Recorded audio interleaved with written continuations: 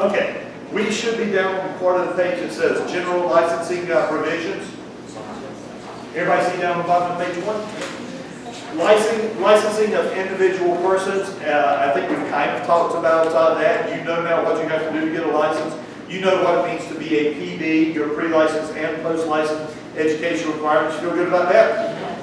Termination of provisional status. How do you terminate your provisional status? You take 90 hours worth of education, and when you pass those 90 hours of education, you will be issued a new pocket card that says you are no longer a PB, but you are a B, okay? So that's going to happen pretty much automatically. We will report you, and then it'll go. Business entity licensing, I feel like we talked about that. You feel good about that? License expiration and renewal. All right, let's stop right here, right now. We're going to ask you these questions, and you're going to say, how in the world could they make this hard? It's going to be hard, okay? We're going to talk in just a few minutes about expiration of license, and also we're going to talk about the difference between inactive and active. So right now we're talking about license renewal. Here's what I want you to have in your paper, in your notes.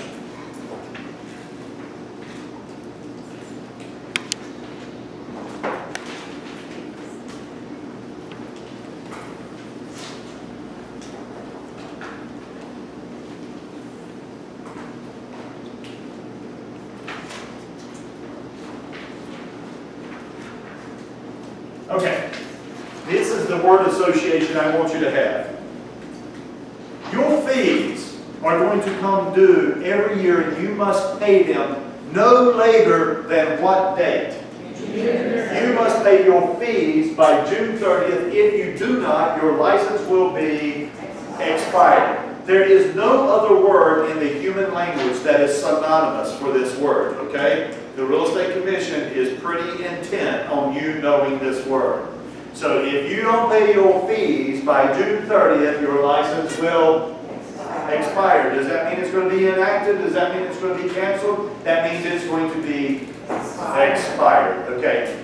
The opposite of expired, by the way, is current. If you pay your fees, your license will remain current. Currently, the fees are $45 per year. Okay? I put it there. I did. Because I wanted it off of there. Thank you. You were just worried about my safety, weren't you? You were worried about my safety. Thank you. Are you a mom? See, there you go. She's taking care of you. They're currently $45. This is not a big deal. You just have to do it. Interestingly enough, I will have agents that will ask me, they'll say, golly, Chris, how can I keep from forgetting to pay this $45? It's not much. Couldn't I just pay 5 or 6 years in advance? The answer is no. You can't. The window opens up May 15th, and between May 15th and June 30th, you will pay these $45 in fees. They can't go up by more than $5 a year. It would literally take an act of Congress for them to go up by more than that, and they usually don't go up. But these are important to the commission because the question that someone asked me just a little bit earlier, the commission is self-supporting. They run off of our fees and education classes and stuff like that. So that's why they're so specific about this. Pay your fees, do it by June 30th, and if you do, your license will be current. It will never expire. You with me so far? You're probably saying, why am I being so specific about this? Let's go down to the next category. Let me make sure I am doing this correctly. Do you know by any chance how many license fees we have? So right around 100,000. It's right around 100,000 in the state of North Carolina. The reason I'm being so specific is look at the next line that comes up. Continuing education requirements. Continuing education requirements. CE. Now, some very specific wording here. Very specific wording. CE, continuing education. If you want to remain active, you will take your continuing education starting with your second renewal. You guys are going to get your license on May 1st. Your first renewal will be June 30th. Do you have to pay your fees by then? Yeah. Oh yeah. There is no skipping that. Do you have to take CE by your first renewal? No, but you must start by your second renewal, and you must take CE by June 10th. June 10th, yes. We do this just to screw with you. We could make it the same date, but we don't. We just want to mess with you. Actually, think about it this way. It makes sense, doesn't it? If this is end of the fiscal year, this gives, and this is an insane amount of paperwork, well, it's mostly digital now, that has to be processed during this period of time. If you are required to take CE, you will take it, and you will take it by when? June 10th at the latest. You can take it earlier. We teach it pretty much all year. The penalty for not taking CE is that your license will go inactive. If you do not take CE, will your license expire? No, unless you also do not pay your fee. You understand what I'm saying here? Don't swap these words. They mean specific things. Take your CE by June 10th to avoid your license going inactive. Let's talk real quickly about CE, okay?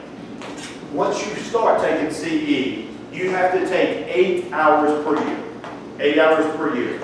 It's a 4-hour mandatory update, or we now call it general update, or big up if you're a big. But that's the update course. And then 4 hours on an elective, okay? The update is different every year, so you don't get any rollover credit if you take it more than once. However, on electives, if you find multiple electives that you like, you can carry over one elective course per year. But you have to take 8. 4 hours update, 4 hours elective. You with me? Okay. What's the penalty for being inactive? And I'm sorry, what's the penalty for not taking CE?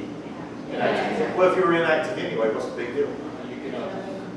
Currently, this is subject to change. Currently, your worst case scenario for not taking CE is a maximum of 16 hours when you decide to activate your license. So let's say for 5 years, 5 previous years, there's been an agent out there who has not taken CE, okay? And they decide one day, you know what? I got my license. I want to be in the business. I hope they've paid their fees every year, because that's a big deal. Your license expiring is a big deal. You go more than 2 years with an expired license, forget about it. You got to start all over.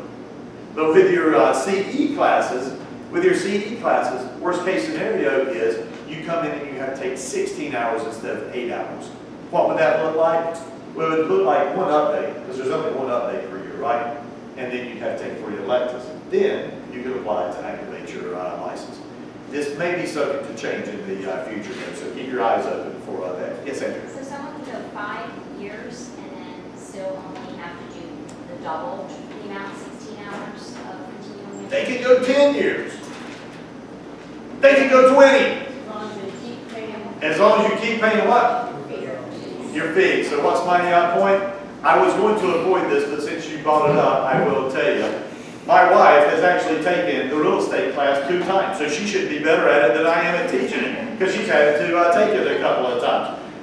So why did she have to do that? She got it. She didn't think she was ever going to do with it, and then right on time after, the old rule was if you went more than 5 years without paying your fees, you had to start all over again. She was just beyond 5 years when we decided we wanted her to have a license again. So she had to take the same class all over again. Obviously, it's an updated class.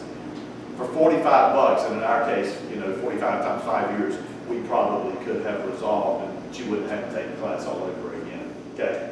Pay your fees. All right? What's the cost of continuing education? Continuing education is just as much money as I can get you to pay to hear me speak. I bet. They usually run anywhere from 45 to about $80, depending on what the topic is and where it is. They're all 4-hour classes. Every once in a while, someone will do one that's more than 4, but you can't do one that's less than 4. Okay, it has to be 4 to get commission. And then that would be just a one-day class. Well, a lot of people just take them one day. They'll take them 1 in the morning, 1 in the afternoon, and just go ahead and knock them out. But we have all types of schedules set up. You can actually even take the elective online. I don't always recommend it, but if you get in the bind, there are some decent online classes as well. Okay, the update you literally have to be somewhere in front of an instructor. Okay. An exam for them. There's not an exam for continuing that. That's a great question. And by the way, the only time there's an exam is if you do take it online. If you take it online, that's the way they test to make sure that you listen to the material. So see, come to my class, and then you don't have to worry about taking an exam. That's why we get so many. You were asking how many licensees there were in North Carolina. I told you it's over 100,000. There are currently, I don't remember the exact number, but it was like 68 or 69,000 active agents that all have to take their CE by when. As of the real estate conference last week that I went to, 49,000 of them had yet to take their CE classes. So typical realtor fashion, everybody waits till the end. You don't have to. We teach these classes year-round except for between June 11th and June 30th. We cannot teach it during that period of time. It's a blackout period so that all the paperwork can get processed. Okay. Yeah, that's actually when all instructors go on vacation, okay? You should see us, we all go on like these cruises and stuff like that. You strip down and you see our pasty bodies because we've been in classrooms for a long period of time. Okay, it's not a beautiful thing. Do not go on vacation during that time period, or you're going to be with a bunch of real estate instructors. Most of us are well over 50 as well, so that gives you an indication. Speedo sales go through the roof. That's enough. Okay. Actually, I had something I wanted to say. Here's what it was. I know that none of these by themselves sound like it's that difficult. You have to take your post-licensing classes by what date? Your anniversary date. You have to take your CE by what date? June 10th. You have to pay your fees by when? Imagine when we take and put them all together and mix them up and intentionally put words in there to screw you up. Okay? It's harder than you think on the exam. So remember the dates. Remember expired versus expired or current, inactive versus active. Okay? Please make sure you're using the right word with the right topic. And by the way, do you remember what the penalty is for not taking your post-license course by the appropriate time? It's the same word. Inactive is the same word for not taking your CE and not taking your post-license. Okay? Well done. Well done. And we actually even talked about how to activate an inactive license status, which takes care of the next one as well. Reinstatement, don't go more than 2 years. Since I wrote this rule has changed, so just strike that out where it says license reinstatement and say if you go more than 2 years without paying your fees, your license is done. It's over. If we get a license this year, we need to this year. Absolutely.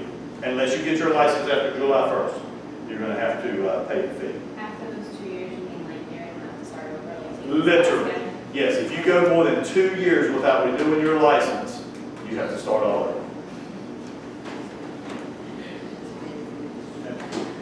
All right, let's go to broker supervision and provisional brokers, but let's not stay there very long because that's talked about, right? As a PB, if you're going to be active, you must have. Matter of fact, I tell you what's an interesting list.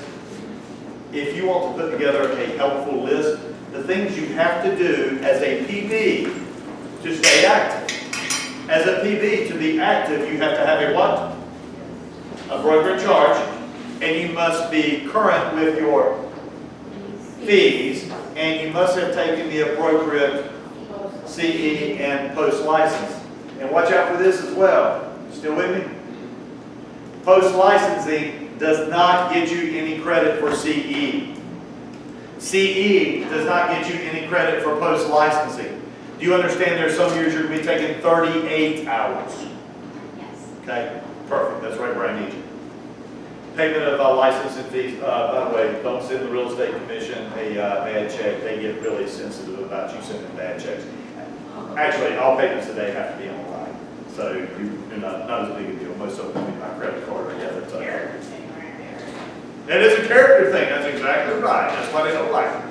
Can I go back to the license reinstatement just quickly? Yeah. So in the book, they've got the charts for provisional brokers, non-provisional, and they break it down 6 months or less, 6 months to 5 years. I wouldn't worry too much about that. Just remember, if you go more than 2 years now, matter of fact, at the time that book was written, it probably included up to 5 years, right? The rule has changed since then. So yeah, definitely don't realize that. Good question. Proof of licensure. Agents will carry on your person your real estate pocket card whenever you are practicing. Now, again, something that has changed since I wrote that, we now have digital pocket cards.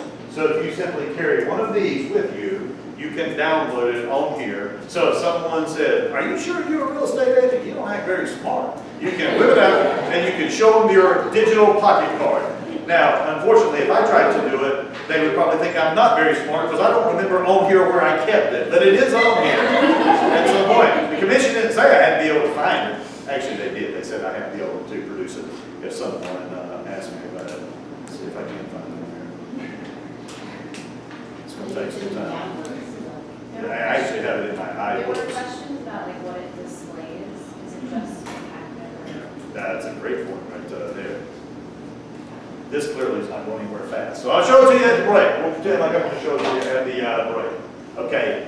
As an agent, and the significance of this is that in the past, what would happen is you go into an office and everybody's actual license was on the wall. We don't do that any longer. When you're out in the field practicing brokerage activities, I do not have to have mine with me today. Do you have yours, Lisa? Mm-hmm. Oh, look there. Show it to them, Lisa. Pass it around, kind of what it Oh, looks you like. just want to be on camera, didn't you? I see. I No. can walk up for that's right.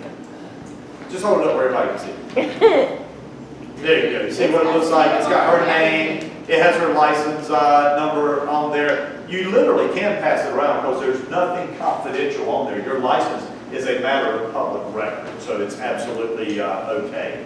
Now, as I was saying, today, if you keep it on your person, we no longer hang our license on the wall. You can do that, but it's really just historical, not because they're required. Jim brought up an important point, though. What does that card show you? Lisa, are you looking at your card right now? Yes, Does it tell whether you're active or inactive? it does not say It active does or not. inactive. It does not. Your pocket card can't tell whether you're active or inactive. All it shows is whether you're current or not. So I bet currently it says that you're good up to June 30th, 2018. Okay, that's what it says. It also will say whether she's a PB or a B. Can you confirm that? Yes. Yes, it will say that she is clearly a PB at this point. Great point. Does everybody understand what I'm saying? It does not show active or inactive. Throughout the year, you can go active or inactive multiple times, right? Okay. When you go to the real estate stores, that's the card you show them the real estate. No, not that one. Not that one. The real estate stores, you have to be a realtor to go to that. Okay, not just an agent. You got to be a realtor to go to the realtor So like store. if you haven't renewed your fees, then you would see the expiration. That's right. I would have the old license. It would clearly show that I had expired if I had not renewed. As your broker in charge, that's the type of thing I should do. Is during June, around that time frame, I ask you, have you taken your CE? Have you renewed your fee? Show me your pocket card. Okay. Proof of license. Change of name or address. If in fact you change your name or your address, please notify the commission and do it within how many days? 10 days. Change your name or address. There was recently a small rule change on this as well, but it won't be tested on, so we'll just stay right here for right now. Change your name or address in 10 days, right? On the other hand, if you're going to commit criminal activity, how many days do you have to report that to the commission? 60. Isn't that interesting? You have more days to report criminal activity than you do a name change. Well, that's because they want to make sure they know what name you've done with it. Criminal activity, yeah, that's right. That's right. Actually, that is the point. The commission always has to know who you are and where you are because of your license. And by the way, on the criminal activity, it is 60 days, but actually, let me tell you a couple of very important things.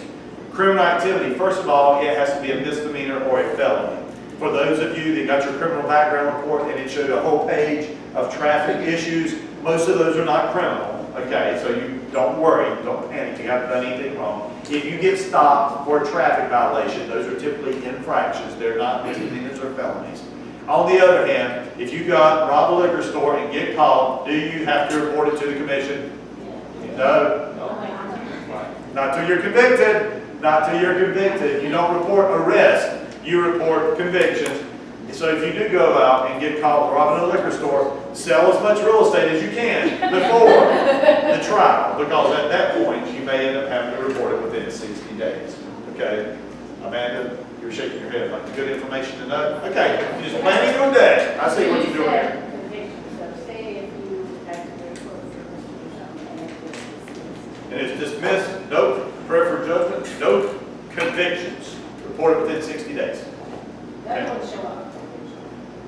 What's that again? I said it might show up. Yeah, the others might show up, but conviction is the rule. And by the way, if you ever are convicted, and obviously there are things out there like DWIs, DUIs, that you know, if they rise to a criminal offense and you are convicted, you have to report it. And a lot of people obviously are not proud about these things when they come up, but trust me, report it, because if you don't, one of your colleagues will. And you reporting it is probably going to be not as bad as you think it is, but someone else reporting it, that's going to be a big deal. Okay, that's a big deal. All right, continuing on, prohibited acts and conduct. We've actually already talked about these, but just to satisfy your mind, I mean, look at it. These are important things here, okay? This is that list of laws that I said if you break, that the commission can discipline you for these things. So let's go over them really quickly.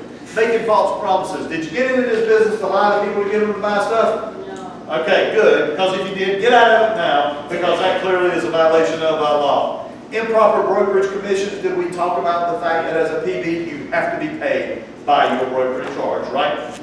Unworthiness and incompetence. Act like you got some sense. I mean, clearly, we expect that of you by law and by rule. Discriminatory practices. Interestingly enough, if you violate the fair housing laws, that's clearly not good. But not only are you violating the fair housing laws, you're also violating state law and real estate commission rule. They say that if you violate one law, you're automatically in violation of the other. Practice of law, don't practice law. We've already talked about that.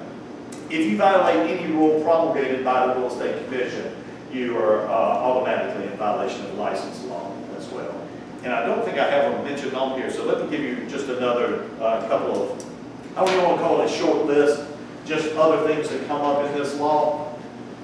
I don't know if any of you are licensed to do some other particular thing in North Carolina. For example, maybe you are a barber and you have a barber license. Maybe you're an appraiser, you have an appraiser license. If you are disciplined under that license, you also must report that as well. Not just criminal activity, but if you've been disciplined by another licensing board, you have to report that to the commission as well, right? Say again? If you're a notary? Have you been disciplined for that? Oh, discipline. Yeah, if you've been disciplined for it, you would have to report that to the real estate commissions. If you were disciplined in another state under your license, because you'd be licensed in multiple states, you have to report that to the commission. How many days do you think you have to do it within?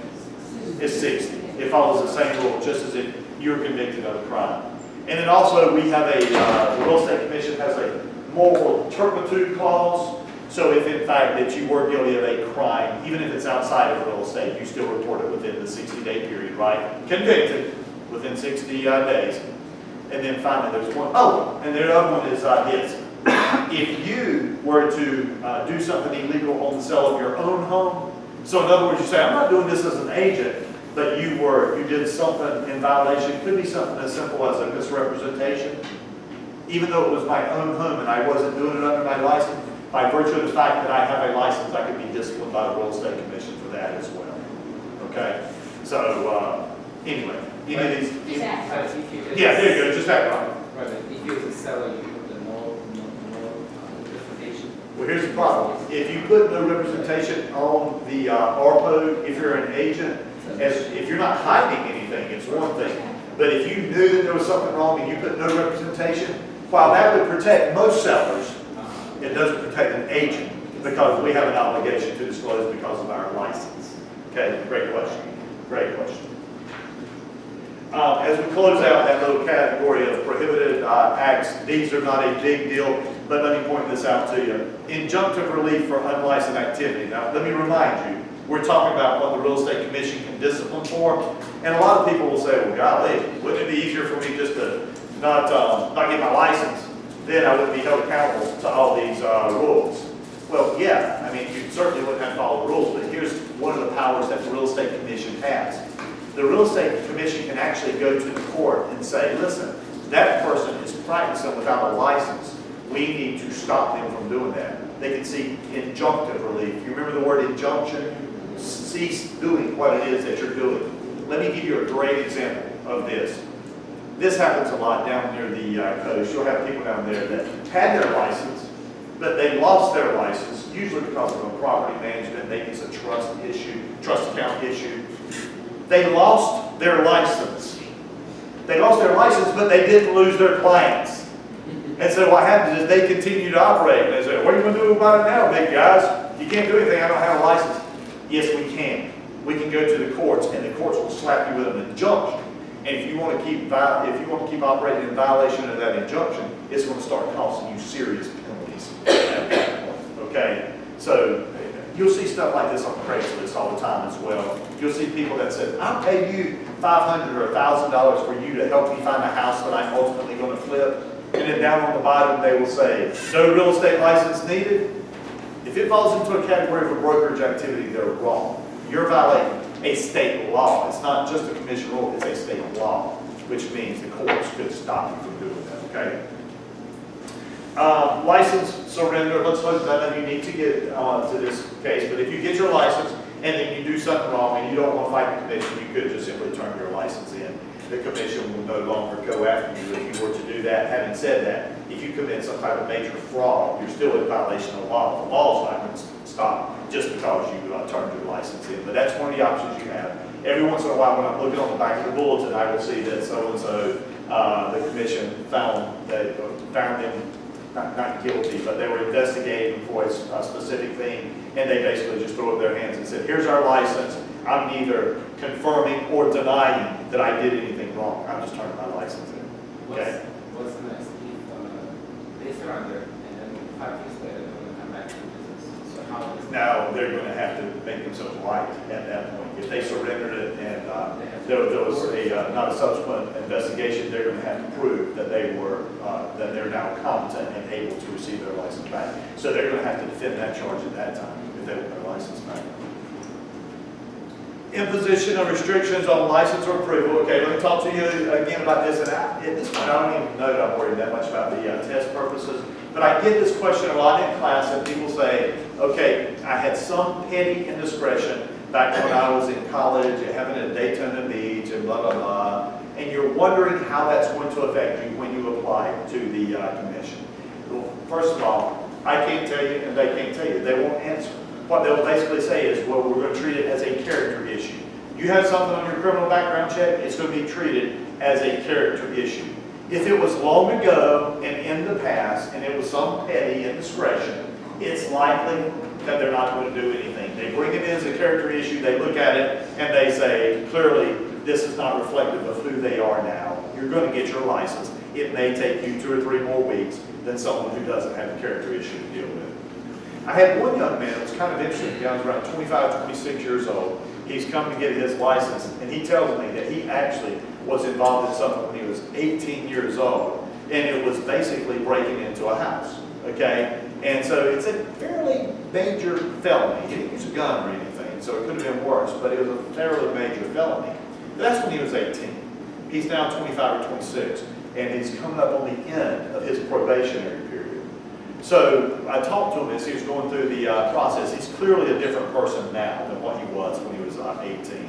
Has a great job and all this type of stuff. So anyway, what happened to him was the commission said, we're going to give you your license. There have been no more violations during that period of time. We're going to give you your license, but you can't use it until your probationary period is over. And it just happened to end about 3 or 4 months after he had taken my class. So they basically just held his license and delivered it to him at the end of his probationary period. So even that did not go as bad as what he thought it was going to go. That's imposition of restrictions on your license. All right, more important. Let's get down to general brokerage provisions. We're back to important stuff again. Do you see what level it has beside it? Level 3. Level 3. It's important stuff here. So general brokerage provisions, advertising. I told you this was going to come up again. And now what we're getting ready to talk about in regards to advertising is the blind ad. I referred to it last week, but now it's time to talk to you about it. Real estate agents cannot run what are known as blind ads. As an agent, you must identify that you are a real estate professional in your advertising. So let's say that you run a 3-line ad in the newspaper. I know nobody runs 3-line ads in the newspaper anymore, but it's just easy to see from a visual standpoint. Tell me what's wrong with this ad. 3-bedroom, 3-bath townhouse, available for $300,000. Call Chris, comma, 919-555-1212. Who's Chris? I could be the owner, couldn't I? Okay? So, what would be better? How about this?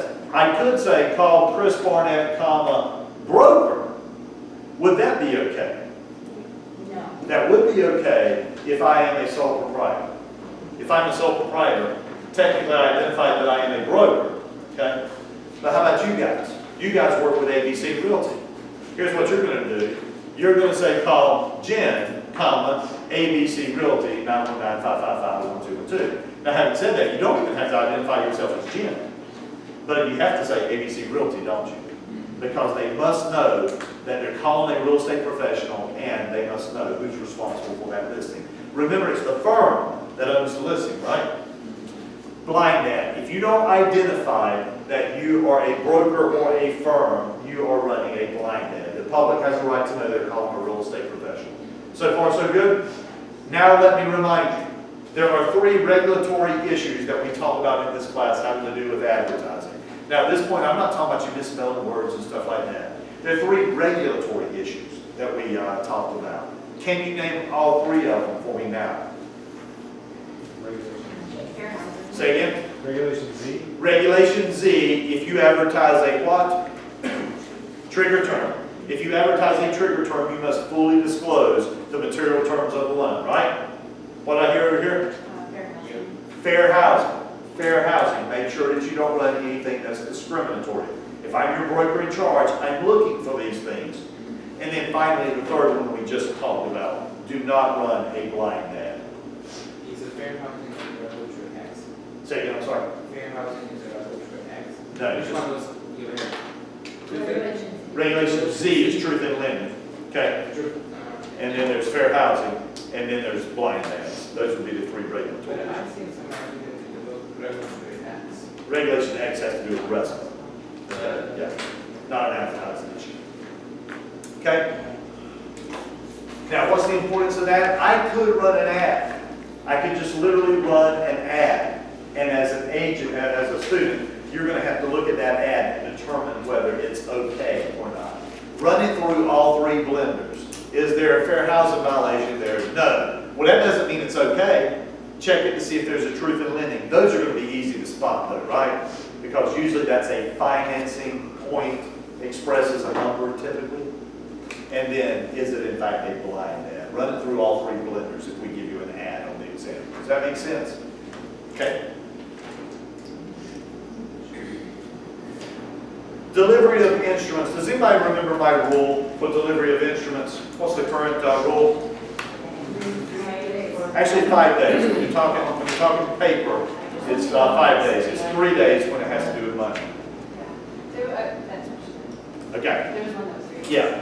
And actually today, since everything's digital, to be quite honest with you, the rule says you should deliver these documents immediately, no greater than 5 days. So what am I talking about when I say an instrument?